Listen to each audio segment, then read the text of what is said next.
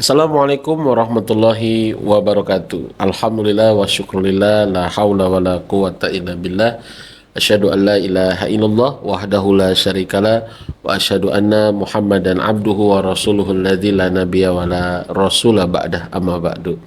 Allahumma inna nas'aluka ilman nafi'an wa rizqan tayyiban wa amalan mutaqabbalan. Subhanaka la ilma lana illa ma 'allamtana innaka antal alimul hakim. Alhamdulillah, segala puji kepada Allah Subhanahu wa taala, milik Allah Subhanahu wa taala yang senantiasa memelihara menjaga hamba-hambanya, dan tidak lupa sholawat serta salam kepada manusia yang paling berkah, yaitu Nabi Muhammad Sallallahu Alaihi Wasallam. Sahabat-sahabat life coach yang saya hormati, pada kesempatan kali ini saya memenuhi tugas terakhir dari guru kita semua, yaitu Coach Sony Abi Kim, yang telah memberikan banyak ilmu luar biasa dan telah menyelesaikan 19 modul kita semua belajar. Dan pada tugas kesempatan kali ini saya akan mencoba untuk menyampaikan modul yang tidak saya sampaikan di video pertama, yaitu modul ke-12 tentang jebakan keinginan atau the desire trap, ya. Bagaimana kita memiliki jebakan-jebakan terhadap keinginan kita sebagai manusia. Dan tentu bukan berarti keinginan ini tidak penting, bukan berarti keinginan ini tidak boleh ada, ya, karena sebagai manusia kita senantiasa memiliki keinginan. Bahkan pada satu saat keinginan itu penting, karena kebaikan yang kita hadirkan, kemudian juga kebenaran yang harus dimenangkan, itu tentu muncul dari keinginan juga. Maka keinginan ini penting hadir. Tetapi terkadang karena kita memiliki nafsu sebagai manusia, ya, yang berbeda dengan malaikat, ya, kita sebagai manusia memiliki nafsu. Terkadang keinginan-keinginan itu yang menjebak kita untuk menjadi kita lebih sulit menghadapi kehidupan, lebih jauh mendapatkan ketenangan, bahkan tak kunjung kita mendapatkan kebahagiaan, tersebabkan kita gagal menata keinginan dalam diri kita, ya. Dan manusia, ya, sebagaimana yang sudah kita ketahui, keinginannya tidak pernah, ya, bisa selesai. Dan itulah yang disampaikan oleh Nabi Muhammad SAW, bahwa manusia itu kalau memiliki satu lembah, laukana libni adam ya wadiyan min zahabin ahabba an yakuna wadiyani. Kalaulah anak Adam, manusia itu memiliki satu lembah dari emas, maka dia akan menginginkan lembah yang kedua. Walan yamla'a fahu hatta turab, ya, sampai tidak kenyang, ya, mulutnya itu, kecuali sampai makan tanah atau meninggal, wafat, baru selesai. Itulah kita anak Adam, keinginan kita nggak pernah selesai, ya. Tetapi ketika kita tidak mengolahnya, itu menjadi jebakan tersendiri, sehingga kita jauh dari Allah, tidak kunjung mendapatkan ketenangan, ya, tidak bisa mendapatkan kebahagiaan. Nah, sebagaimana dalam modul disebutkan, ada dua ternyata yang menjebak kita, ya, keinginan-keinginan yang bisa menjebak kita. Yang pertama adalah sibuk memikirkan yang belum ada, lupa mensyukuri yang sudah ada. Ini adalah jebakan yang pertama, ya, para sahabat sekalian. Yang kedua adalah sibuk merisaukan hasil, ya, dan lupa menikmati prosesnya, ya. Dan ini adalah jebakan yang kedua. Jadi yang pertama, ya, kita lupa untuk mensyukuri yang sudah ada, tetapi kita sibuk memikirkan yang sudah ada. Kemudian yang kedua tadi adalah kita merisaukan hasil, tapi lupa menikmati proses. Ini terlihat, dua hal ini terlihat sederhana, tapi justru ini yang sering sekali didapatkan oleh keumuman manusia, termasuk mungkin kita pernah mengalaminya, ya. Maka jebakan-jebakan itulah yang membuat kita makin nggak tenang, makin tidak rileks menghadapi hidup, bahkan membuat kita akhirnya perjalanan hidup terasa kering, ya, kurang berasa, ya. Kenapa? Karena terjebak dengan dua keinginan tersebut. Bahkan terkadang mungkin keinginan itu bisa jadi adalah kebaikan, bukan keinginan untuk berbuat maksiat, bukan keinginan untuk berbuat zalim, mungkin bukan keinginan untuk berbuat beragam penyelewengan, tidak. Mungkin keinginan itu baik, tetapi kita pun keinginan baik pun bisa terjebak dengan dua hal ini ya, jika kita tidak betul-betul menata keinginan dalam diri kita. Ya, sering sekali kita mengalami keinginan itu berawal dari ketidakpuasan. Akhirnya ketika kita tidak puas, maka kita menginginkan tambahan, menginginkan solusi, menginginkan lebih ya. Lalu kita mencari, sesudah terpenuhi, lama kelamaan kita terbiasa. Sudah terbiasa, akhirnya kita bosan, bahkan mungkin meninggalkan, tidak puas lagi, ya menginginkan lagi, mencari lagi, sudah terpenuhi, terbiasa, bosan lagi. Nah terus gitu ya, itu menjadi rantai yang tidak pernah henti ya. Maka kita mesti tahu tentang keinginan yang jernih, keinginan yang baik dalam diri kita. Sebelum kita menata seperti apa ya keinginan yang ada dalam diri kita, kita mesti tahu keinginan yang jernih, keinginan yang yang baik ya. Ya, dan ini pun ternyata ada dua indikatornya. Yang pertama adalah yang tetap bisa membuat kita mensyukuri dan berbahagia di masa kini. Jadi syukur ini adalah menjadi indikator yang paling utama. Apakah ketika keinginan itu kita sudah mensyukuri yang ada belum gitu ya. Ya tidak ada yang salah dengan keinginan, tapi lebih bahkan mungkin pertanyaannya mana yang lebih sering kita menyibukkan diri kita, apakah mensyukuri nikmat yang sudah ada atau ya menginginkan nikmat yang belum ada. Nah, keinginan yang baik adalah keinginan yang membuat kita tetap mensyukuri dan bahagia dengan masa kini. Ini penting dalam kehidupan berumah tangga, dalam kehidupan bermasyarakat, ya, dalam menjalankan karir kita, ya, di di kehidupan sosial kita dan dalam semua dimensi kehidupan kita. Ya, penting sekali. Karena manusia perannya apapun, kondisinya seperti apapun, dia tidak pernah berhenti untuk memiliki keinginan. Maka sebelum keinginan itu kita upayakan, sebelum keinginan itu kita ikhtiarkan, sebelum keinginan itu kita targetkan untuk kita capai, coba ya kita bertanya kepada diri kita, apakah keinginan ini tetap bisa membuat kita mensyukuri dan bahagia dengan masa kini atau justru ya syukur kita makin berkurang bahkan terancam hilang ya. Itu yang pertama ya, indikator bahwa keinginan kita itu baik. Yang kedua adalah keinginan tersebut membuat kita bisa menikmati prosesnya tanpa kemudian terganggu dengan hasil akhir ya. Ini dua hal ini pun terlihat seperti sederhana, tetapi ini berdampak pada kondisi kita hari ini yang sedang kita jalani dan yang akan datang. Maka sesuatu yang tidak diawali oleh proses yang rileks, proses yang tenang, itu hanya akan mengundang berbagai macam kesulitan-kesulitan ya, berbagai macam permasalahan-permasalahan yang mungkin tak kunjung selesai. Ya, ketika memang ya prosesnya itu tidak rileks, prosesnya tidak tenang, terganggu dengan berbagai macam hasil akhir. Bukan berarti hasil akhir itu tidak kita bayangkan atau tidak kita mimpikan atau bahkan tidak kita inginkan. Kita memimpikannya, kita menginginkannya, ya kita mengharapkannya gitu. Bahkan kita diajarkan untuk itu, ada roja, kan ada harapan gitu ya. Tetapi jangan sampai ya hasil akhir itu justru mengganggu proses yang kita jalani. Ya, ketenangan yang harus kita miliki. Ya, ini masalah gitu ya. Makanya ketenangan itu adalah awal, bahkan tenang itu adalah sebagai salah satu indikator bahwa kita ridho dan siap dengan hasil akhir apapun.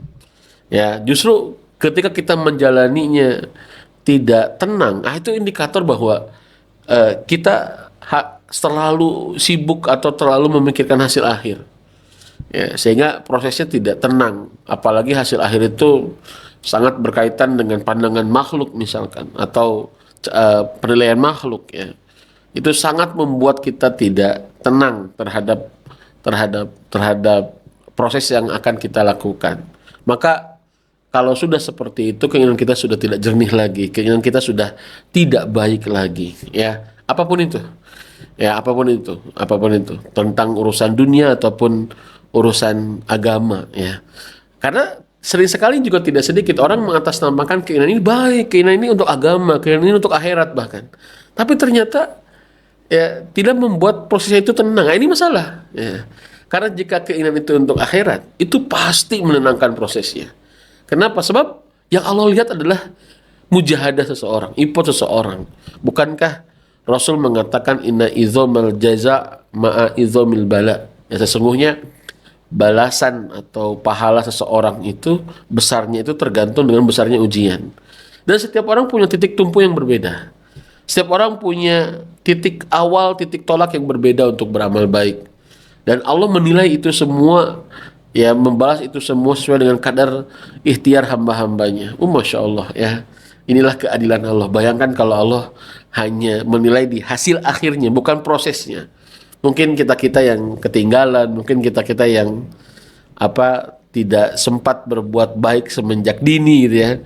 Atau semenjak dulu, mungkin kita akan tergolong orang-orang yang tidak punya kesempatan untuk bisa kembali atau berbuat baik. Tetapi Allah Maha Adil.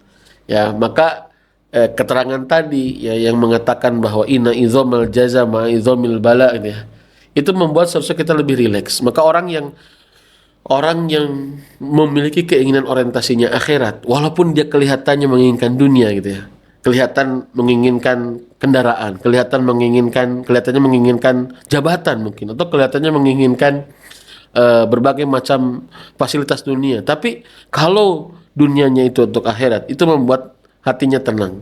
Tapi kalau dia untuk dunia, maka membuat hatinya tidak tenang. Ya, maka ini pun sebetulnya bisa ya keinginan kita yang kemudian berorientasikan akhirat itu bisa menjadi salah satu cara kita bagaimana kita bisa menikmati proses gitu ya. Ya, karena tidak sedikit orang yang menginginkan kebaikan, bahkan menginginkan atas nama agama itu ya, tetapi ternyata membuat tidak tenang dirinya. Nah, rasa-rasanya ada yang salah dengan niatnya. Karena kalau kita benar untuk akhirat, pasti kita akan mendapatkan atau menjalani prosesnya itu dengan tenang, masya Allah ya. Maka dua hal ini ya, para sahabat-sahabat sekalian, adalah cara untuk kita mencoba mendiagnosa atau mencoba melihat bercermin apakah keinginan kita ini betul-betul adalah sebuah keinginan yang jernih, keinginan yang baik, atau memang justru masuk kepada jebakan keinginan yang membuat kita makin jauh dari kebahagiaan, makin tidak dekat dengan ketenangan, atau bahkan makin banyak kesulitan. Waliyadzubillah. Sahabat-sahabat sekalian ya, maka untuk mendapatkan keinginan yang jernih tadi ya, di modul 12 ini disebutkan ada satu cara ya. Ada satu cara untuk bisa mendapatkan keinginan yang jernih tersebut. Apa itu? Yaitu grateful habit. Yaitu menata keinginan dengan grateful habit, yaitu kebiasaan untuk grateful. Kebiasaan untuk bersyukur. Ya, ini luar biasa. Sayang ya, 1000 sayang. Di sebagian kita memahami syukur itu terlalu sederhana, sehingga menganggap bahwa syukur itu sebuah hal yang tidak keren, tidak amazing, tidak wow gitu ya. Biasa-biasa saja.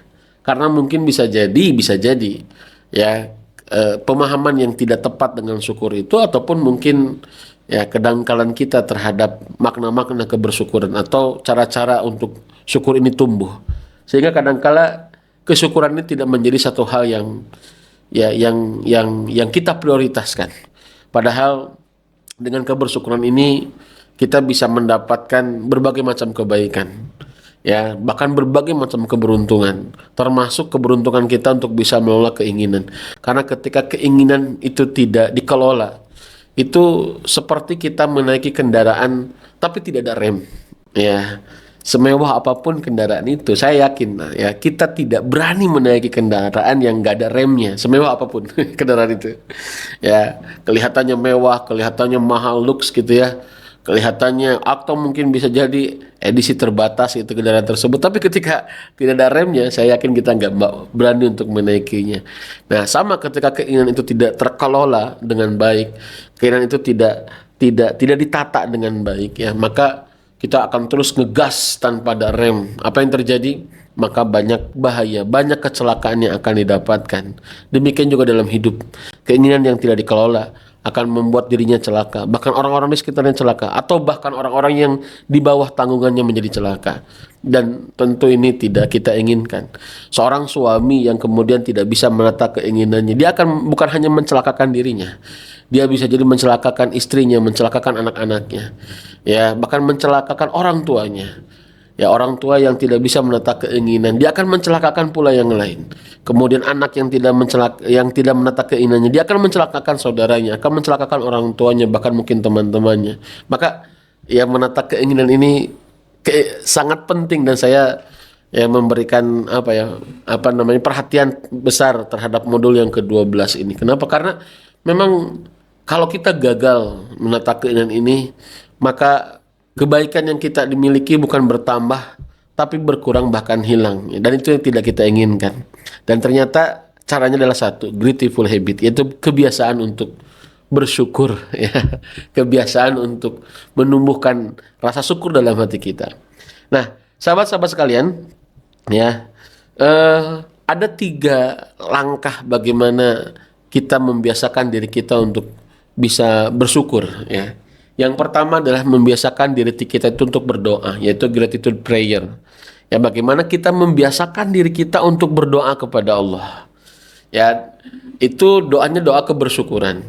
Sebagaimana dicontohkan oleh Nabi Sulaiman, ya, dalam Quran surat An-Naml 19, Rabbi auzi'ni an ashkura bi ni'matika alayya, ya, bi ni'matika allati an'amta alayya. Rabbi auzi'ni an ashkura bi ni'matika allati an'amta alayya wa ala walidayya an a'mala salihan tardah wa aslih li, ya, tardah wa adkhilni bi rahmatika min ibadik fi ibadika sholihin. Ya Tuhanku, berikanlah aku ilham untuk tetap mensyukuri nikmat-Mu yang telah Engkau anugerahkan kepadaku dan kepada orang tuaku, dan untuk mengerjakan amal soleh yang Engkau ridhoi. Wa adkhilni bi rahmatika min ibadika fi ibadika sholihin. Dan masukkanlah aku dengan rahmat-Mu ke dalam golongan hamba-hamba-Mu yang soleh. Ini Nabi Sulaiman. Bahkan Nabi Muhammad SAW mengajarkan kepada Mu'adz bin Jabal, ya Mu'adz, la tada'anna fi kulli duburi sholatin. Janganlah kau tinggalkan di setiap akhir solat. Allahumma a'inni ala zikrika wa syukrika wa husni ibadatika. Ya Allah, bantulah hamba-Mu untuk bisa mengingat-Mu, mengingat kebaikan-Mu, mengingat kasih sayang-Mu. Dan bantulah hamba-Mu untuk bisa bersyukur kepada-Mu dan beribadah yang baik kepada-Mu. Jadi kita minta tolong, dan Nabi mengajarkan kepada kita untuk minta tolong terhadap 3 urusan ini. Yaitu mengingat Allah, mengingat kebaikan Allah, mengingat kasih sayang Allah. Ya, kemudian juga untuk bersyukur dan untuk beribadah yang baik. Maka inilah yang pertama yang mesti kita biasakan, supaya betul-betul menjadi kontrol. Bahkan kita memiliki self control yang kuat, ya, yang mungkin tidak kita niatkan untuk mengontrol diri kita, tapi ketika kita membiasakan gratitude habit ini, membiasakan kebiasaan bersyukur ini, itu akan menjadi self control yang otomatis dalam diri kita.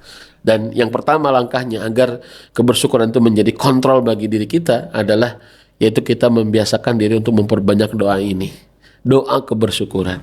Yang kedua adalah gratitude journal. Adalah bagaimana kita bisa menuliskan kebaikan-kebaikan Allah atau nikmat-nikmat Allah. Ini sederhana, tetapi ini sangat penting karena nikmat Allah nggak bisa dihitung, tapi Allah memerintahkan untuk menghitung-hitung nikmat itu, gitu ya. Nikmat Allah nggak bisa dihitung, ya. Tapi Allah memerintahkan untuk menghitung-hitung nikmat Allah. Maaf, mengingat-ingat nikmat Allah. Jadi satu sisi nikmat Allah nggak bisa dihitung, tapi sisi yang lain Allah pun memerintahkan untuk mengingat-ingat nikmat Allah. Kenapa? Karena mengingat-ingat nikmat Allah itu bukan untuk menghitungnya. Ya, tidak bisa dihitung karena Allah berfirman, wa in ta'uddu ni'matallahi la tuhsuha. A'udzubillahi minasyaitonir rajim. Wa in ta'uddu ni'matallahi la tuhsuha. Dan jika kamu menghitung-hitung nikmat Allah, maka tidak bisa dihitung, ya. Tapi kemudian Allah berfirman dalam Quran surat Al-A'raf, ya, fadhkuru ala illahi la'allakum tuflihun. Maka ingat-ingatlah oleh kalian nikmat-nikmat Allah supaya kalian beruntung. Ya, Asy-Syaukani mengatakan li'anna dzikrul ni'mah sababun ba'itsun lisyukriha wa man syakara faqad aflaha. Asy-Syaukani menjelaskan karena orang-orang yang sering mengingat-ingat nikmat Allah itu akan tumbuhlah rasa syukurnya. Jika tumbuh rasa syukurnya, maka sungguh dia orang yang paling bahagia. Dia akan mendapatkan kebahagiaan. Jadi perintah untuk mengingat-ingat nikmat Allah itu ini sangat sederhana, tetapi justru sangat impactful, sangat berdampak kepada kondisi hati kita. Dan salah satu sarananya adalah kita menuliskan jurnal-jurnal kebaikan itu. Jika kita tidak bisa setiap hari, maka mungkin bisa setiap pekan, ya. Atau jika tidak setiap pekan, mungkin setiap bulan, ya. Ini sangat sederhana. Karena ini yang akan membuat pohon syukur itu makin rindang. Ketika kita banyak mengingat-ingat nikmat Allah melalui apa? Melalui tulisan.